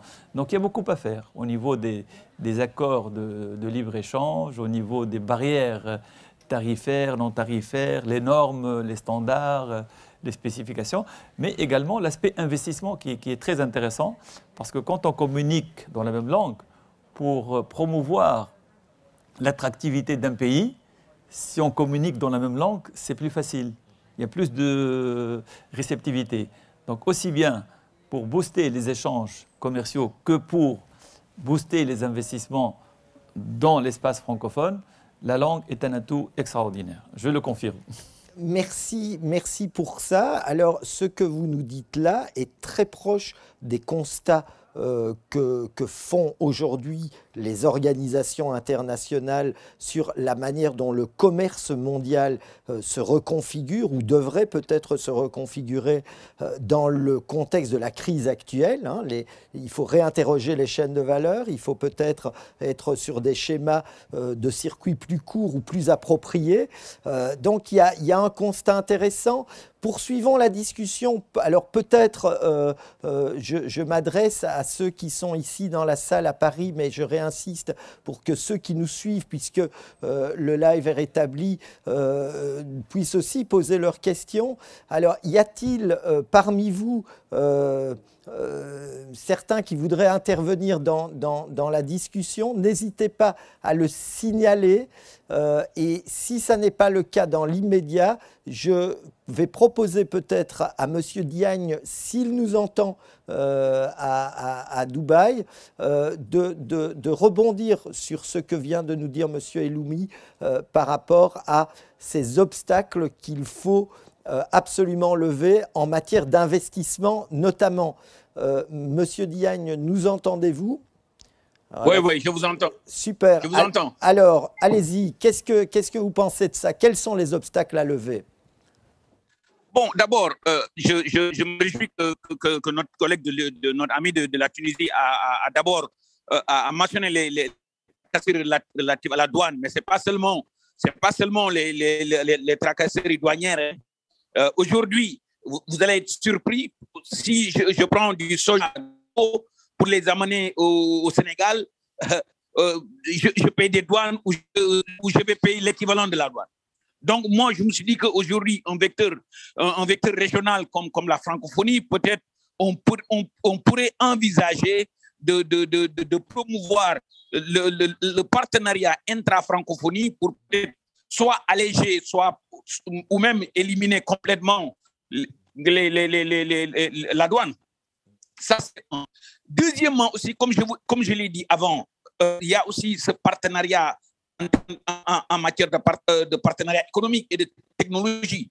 Aujourd'hui, je vois mal pourquoi la France atteint 12 tonnes à l'hectare en maïs et que, par exemple, le Sénégal, la Côte d'Ivoire, le Bénin, s'ils font 7 tonnes, ils sont contents. Donc, moi, et ce partage-là, pourrait, une plateforme régionale comme la francophonie pourrait faire de telle sorte que pour promouvoir ce développement-là. Deuxièmement, aujourd'hui, moi, je vois que, par exemple, et je me réjouis de l'entendre de notre ami moi, ça fait 20 ans que je travaille en anglais, mais je pense en français et je traduis en anglais. Donc, le fait d'utiliser le français comme une langue de business, quand on parle la même langue, doit être vulgarisé davantage. Mais aujourd'hui, ce n'est plus seulement dans les discours politiques.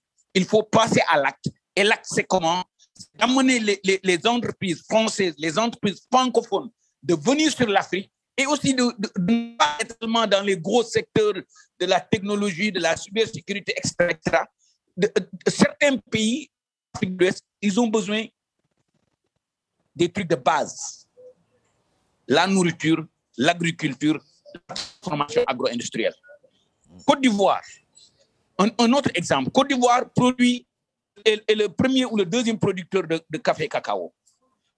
Je vois mal pourquoi la francophonie ne pourrait pas être utilisée comme vecteur, lever tout transformer tout le cacao ivoirien en Côte d'Ivoire. Et là, les autres pays vont voir ça.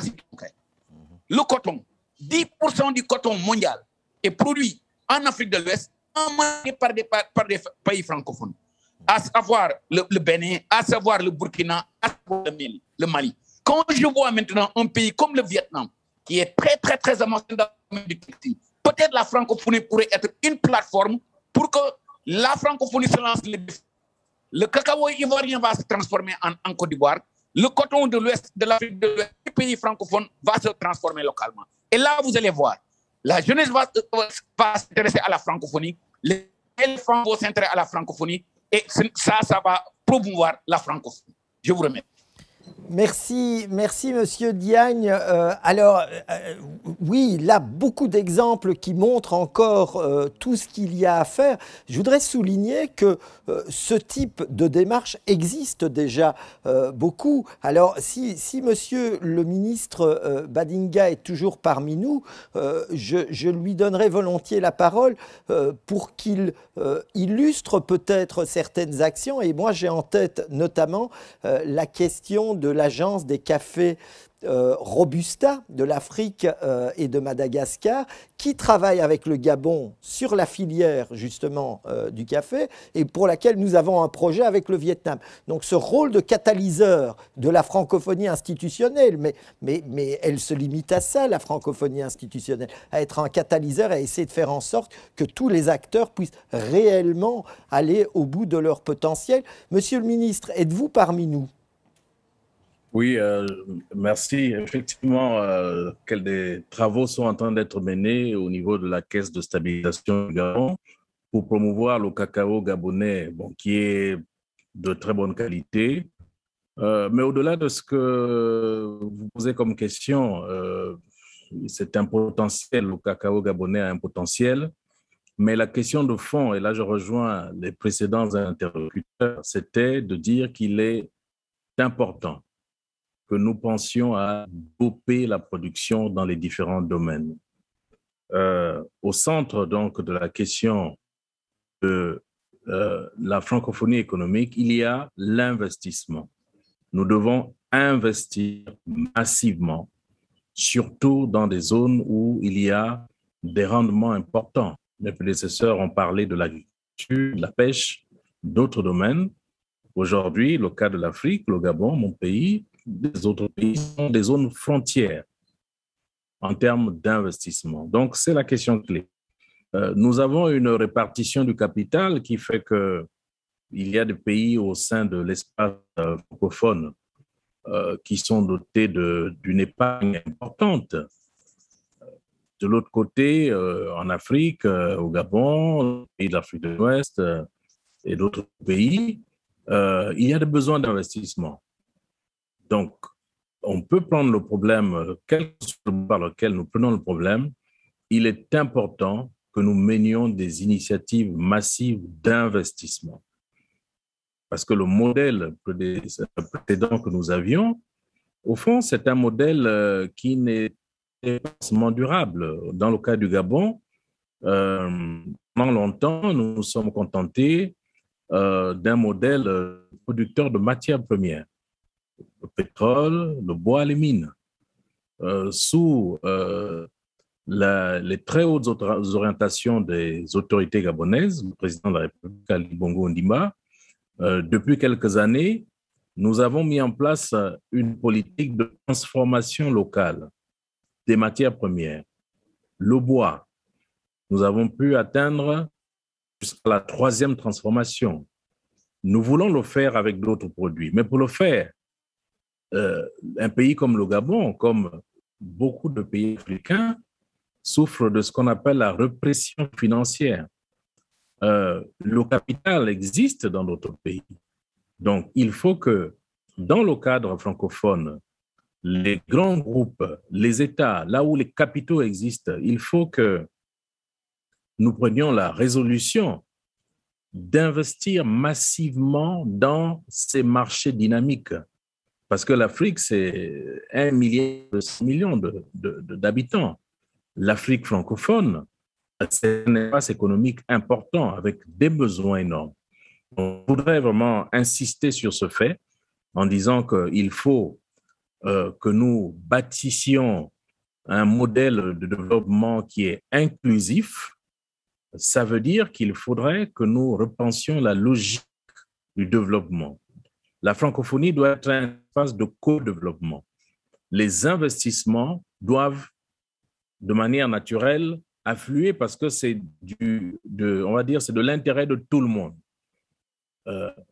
Plus on investit, plus nous sommes capables, effectivement, de créer des revenus, créer des emplois, mais consolider l'épargne à certains endroits.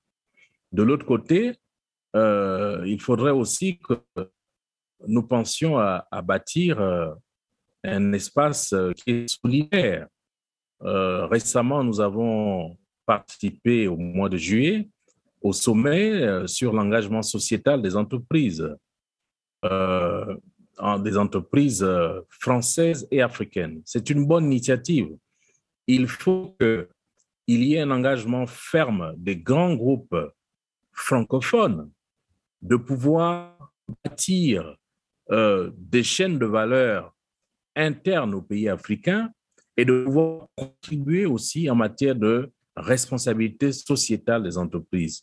La francophonie doit pouvoir aller vers cette ère d'une économie, en fait, d'un espace qui est durable. Mais pour qu'il soit durable, il faut que la richesse soit convenablement repartie au niveau des pays francophones.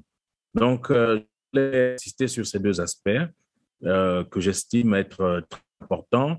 Si nous voulons atteindre l'objectif qui est le nôtre, les États, de leur côté, vont continuer à investir pour améliorer justement l'infrastructure, améliorer la formation, améliorer, quelqu'un l'a dit, les questions liées notamment à la propriété intellectuelle et autres.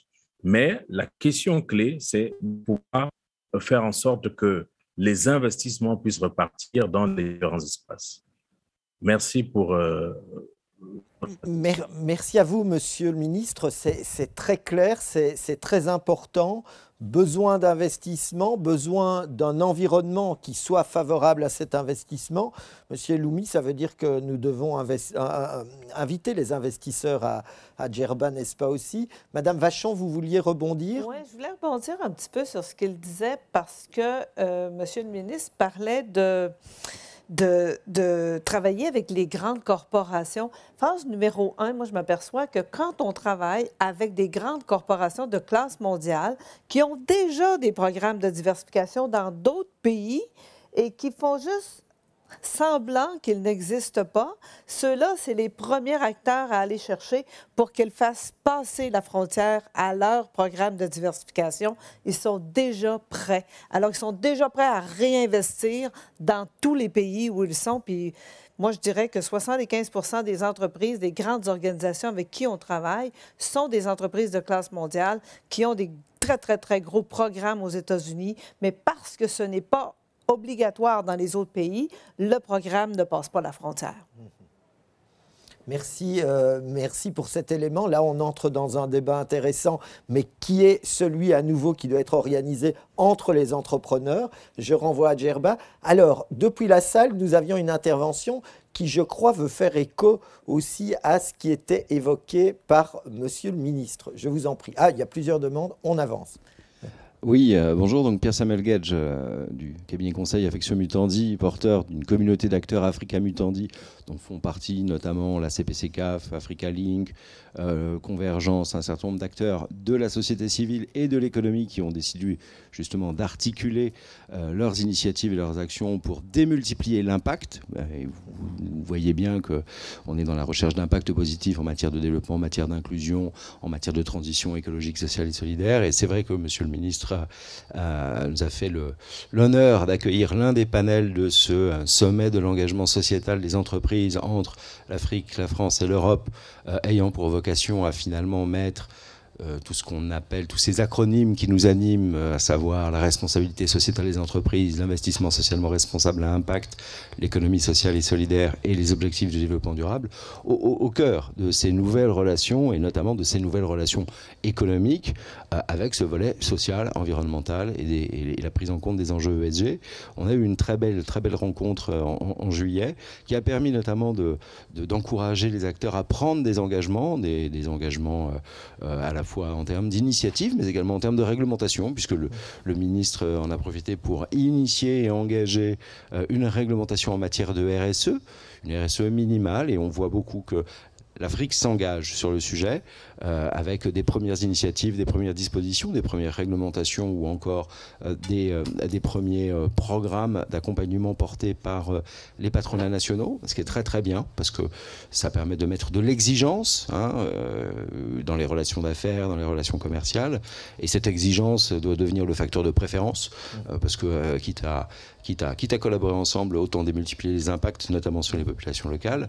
Et donc j'invite du coup l'Organisation internationale de la francophonie et les rencontres, dont nous allons relayer maintenant à travers notre plateforme qui touche 140 000 personnes, notamment acteurs économiques, eh bien, de venir partager justement leurs engagements, leurs visions et la perspective de Djerba à l'occasion du prochain sommet de l'engagement sociétal des entreprises, de leurs partenaires et parties prenantes, qui se tiendra fin octobre, parce que pour s'inspirer d'un président, on va considérer que l'engagement c'est maintenant et que l'engagement c'est permanent. Voilà, et j'en profite pour faire passer la parole et vous remercier à niveau de ce propos. Merci infiniment. Alors, nous avons beaucoup de demandes de parole. On va aller là-bas, si vous voulez bien, vers Madame. Nous reviendrons vers Monsieur l'ambassadeur de Galais et puis nous irons vers Monsieur l'ambassadeur du Vietnam. Je vous en prie, Madame. Bonjour, je suis Charlotte Liebog, présidente de la plateforme Afrique-Grenier du Monde, qui œuvre depuis maintenant 7 ans pour la promotion de l'investissement agricole et agroalimentaire en Afrique subsaharienne. Je voudrais tout simplement insister sur la pertinence des propos de M. Diagne, qui intervenait depuis Dubaï, pour dire qu'aujourd'hui, effectivement, si on a un secteur clé que nous devons tous justement pousser, c'est celui de l'agriculture et de l'agroalimentaire. Parce que cette Afrique-là, malheureusement, est le secteur, du moins, est le continent agricole par excellence, du fait de son immense potentiel. Plus de 60% de terres arables, on a une croissance exponentielle qui témoigne non seulement de la présence d'un marché, mais également de la présence d'une main-d'œuvre qui est largement intéressante pour toute entreprise.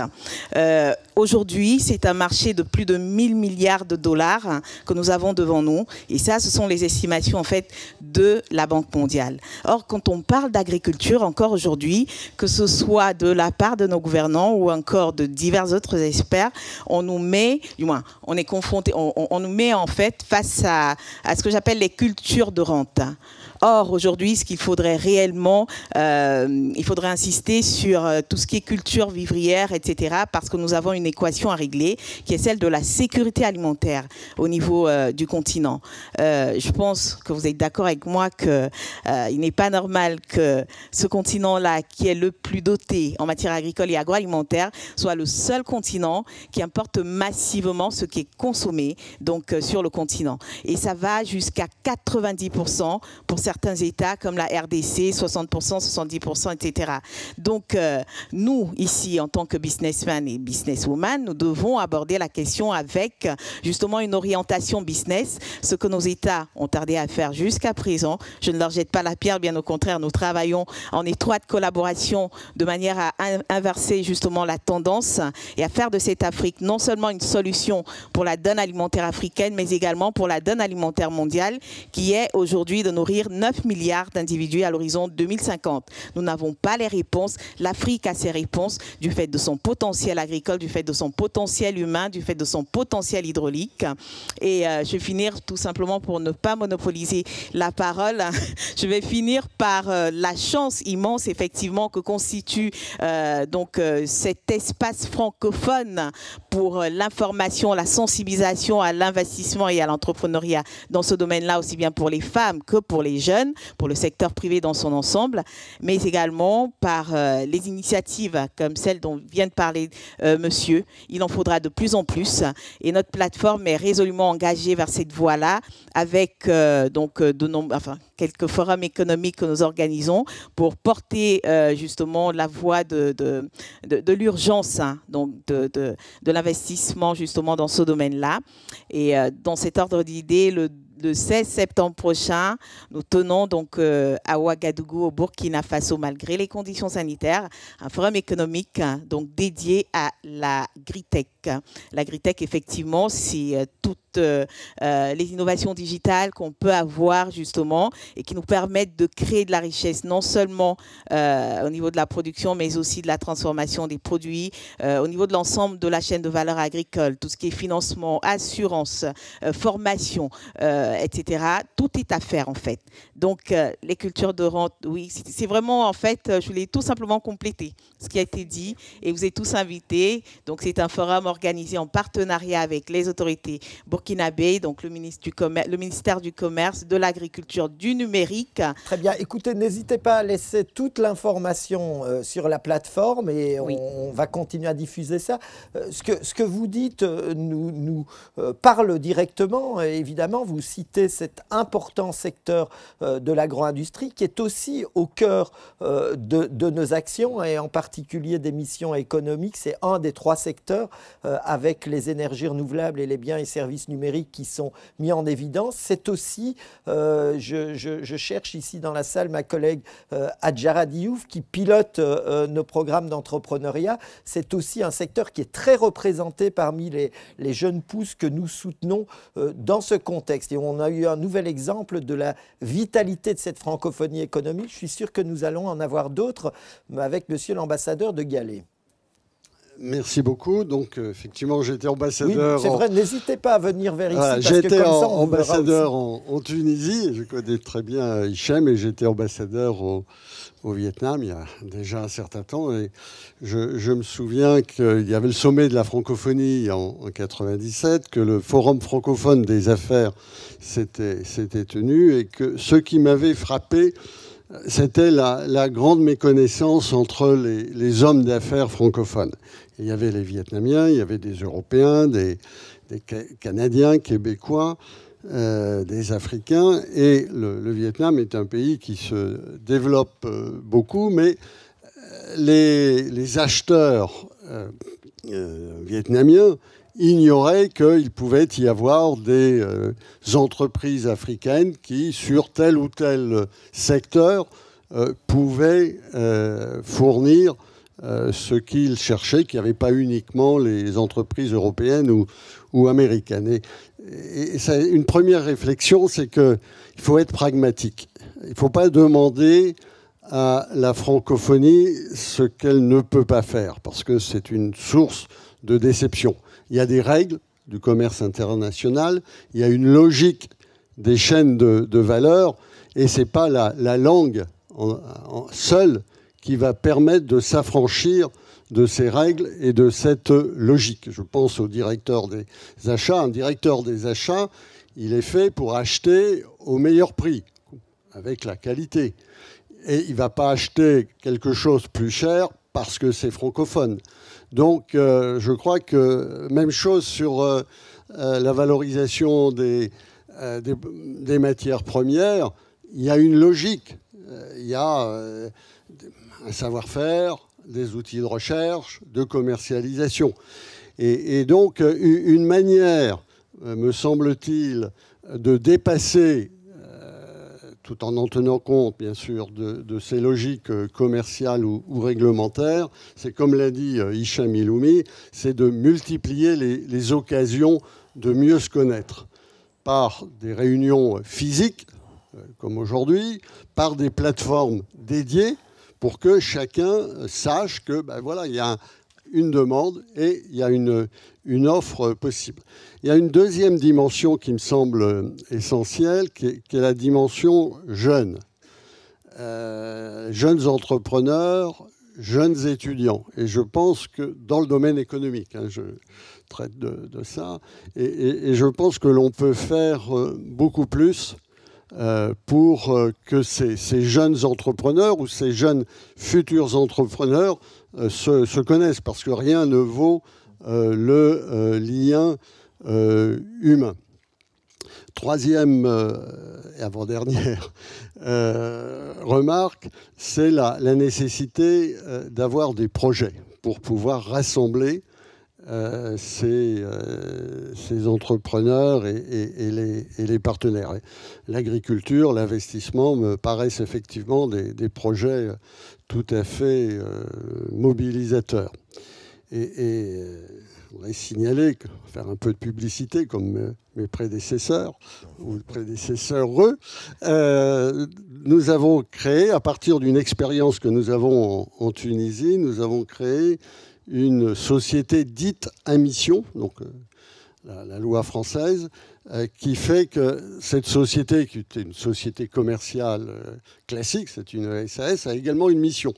Et dans ces missions, elle a la mission de conforter la francophonie, de mettre en réseau des entrepreneurs francophones. Ça ne veut pas dire qu'on écarte les autres, bien sûr, mais disons, il y a une certaine préférence.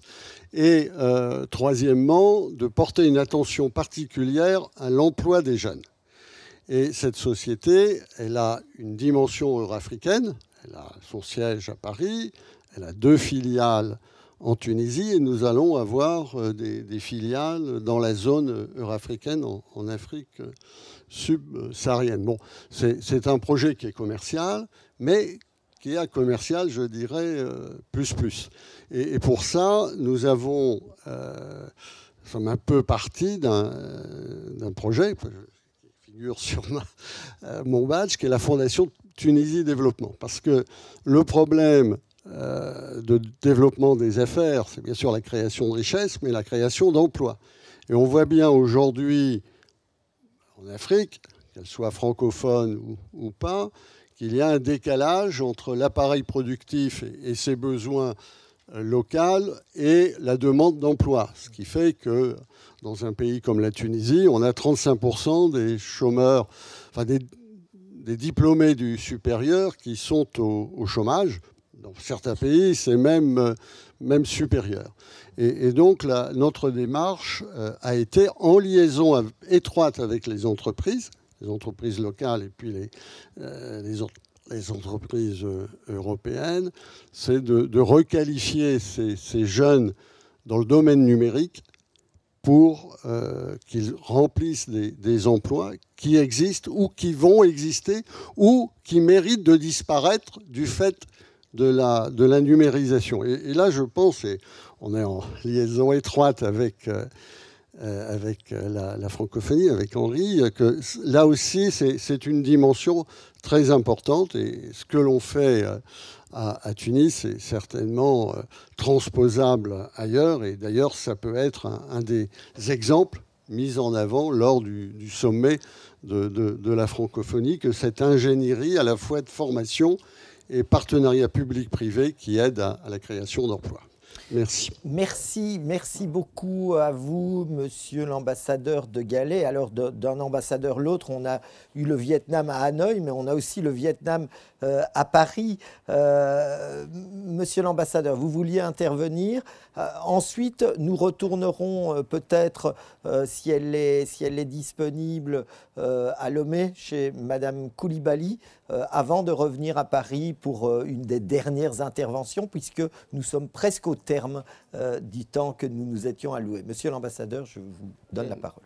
Merci de me donner la parole. C'est la 3e ou la 4e conversation sur le sujet économique francophone dans lequel j'ai assisté depuis mon installation à Paris il y a 2 mois.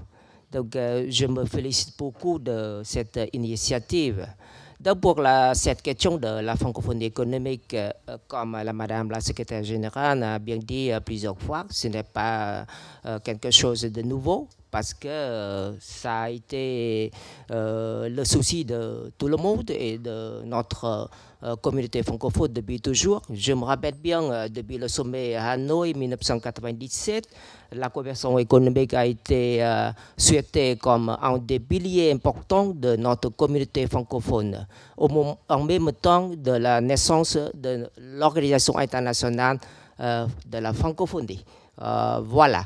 Et depuis cette date, la francophonie économique s'est bien développée et maintenant nous sommes face à des nouvelles demandes, de nouvelles orientations. Je pense que des nouvelles stratégies ont été bien construites au sein de notre organisation et bien reçues par nos milieux d'affaires et nos entreprises de part et d'autre, sur lesquelles le Vietnam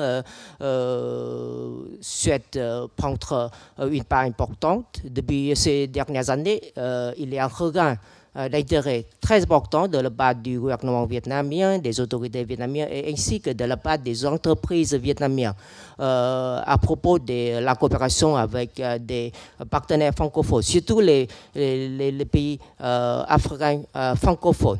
Et le commerce entre le Vietnam et les pays africains maintenant s'élève à 7 milliards de dollars par an et nous voulons doubler, même tripler ce chiffre dans les années qui viennent. Et comment on peut faire augmenter ce volume et comment faire développer notre coopération? Nous voulons parler de quelques réflexions que vous avez bien soulignées depuis le début de notre conversation d'aujourd'hui. Par exemple, nous devons tout d'abord déterminer ou identifier les champs d'action.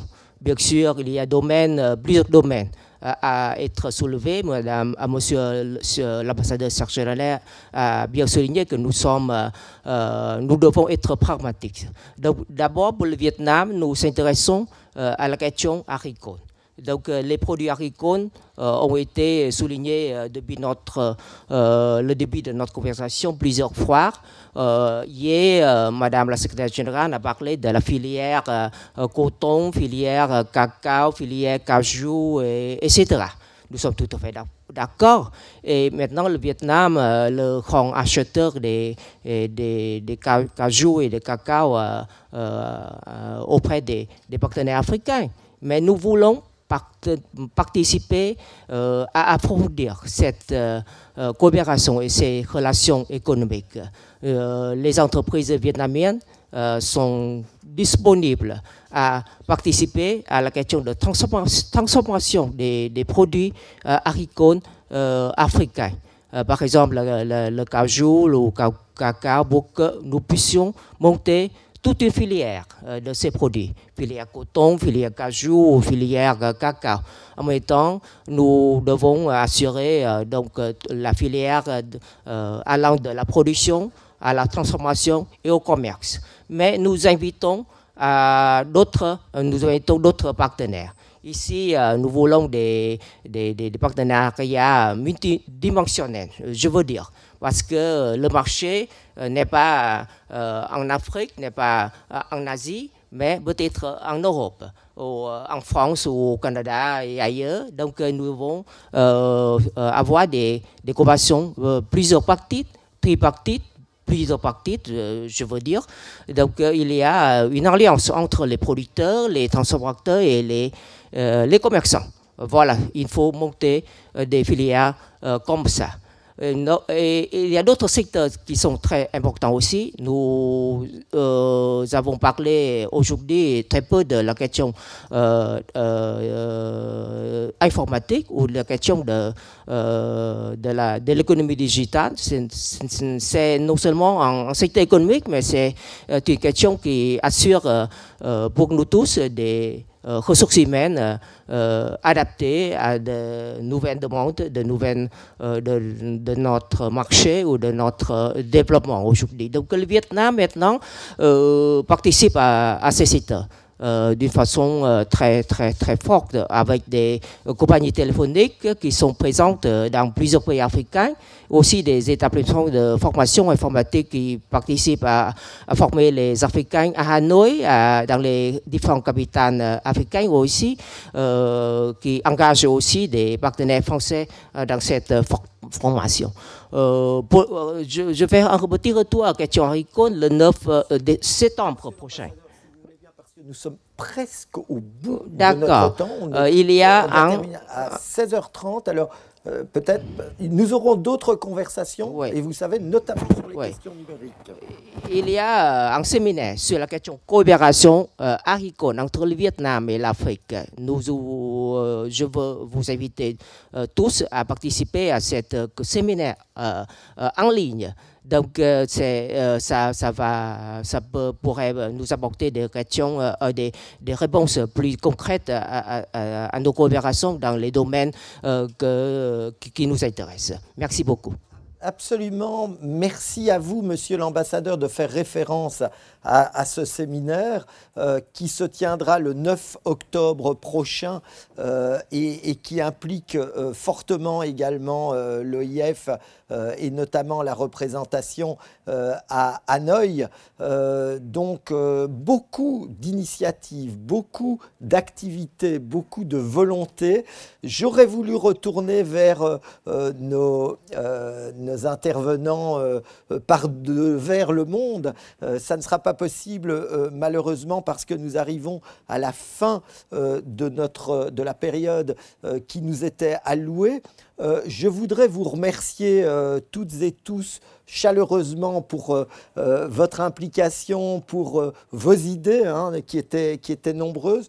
Je crois que nous avons là beaucoup d'éléments sur lesquels continuer à travailler. C'est ce qui est prévu précisément. Alors la première chose, on l'a dit, c'est le réseautage, c'est favoriser les interactions, favoriser les échanges. Et précisément, nous aurons le 15 septembre toute la journée, depuis 6 heures du matin, heure de Paris, jusqu'à 21 heures, pour permettre justement à tous les fuseaux horaires de pouvoir interagir à un moment ou l'autre. Nous aurons des rendez-vous d'affaires en ligne qui sont préparatoires de toutes ces activités que nous avons évoquées. Elles s'additionnent les unes aux autres, mais elles apportent toute une valeur ajoutée et elles permettront notamment, ces rendez-vous d'affaires en ligne, de préparer les rencontres économiques, mais aussi le forum économique de Djerba. Nous aurons 2 autres rencontres du type de celle-ci, 2 autres discussions, échanges. Alors, une qui se tiendra le 21 septembre aux mêmes horaires, suivant là où vous vous trouvez que celle-ci depuis Cotonou, et elle portera spécifiquement sur l'entrepreneuriat de croissance. Vous savez, monsieur l'administrateur Monpetit l'a rappelé au début de cette réunion que c'est une de nos priorités, ce travail avec les pionnières, les entreprises en croissance. Elles seront toutes rassemblées là à Cotonou pour le lancement de ce programme et ça sera l'occasion précisément d'avoir une conversation plus large. Et puis nous aurons encore une autre conversation avant Djerba qui se tiendra à l'heure de mémoire le 4 novembre depuis Namur en Belgique et elle portera sur le numérique et particulièrement sur la question des compétences dont l'importance a été soulignée par monsieur l'ambassadeur du Vietnam. Alors encore une fois, merci à toutes et à tous. À très bientôt. On poursuit la construction de cet espace dynamique de la francophonie économique et bien entendu, n'hésitez jamais à apporter vos contributions. Nous relayons toutes les informations, toutes les initiatives que vous avez évoquées ici et toutes celles qui n'ont pas pu l'être.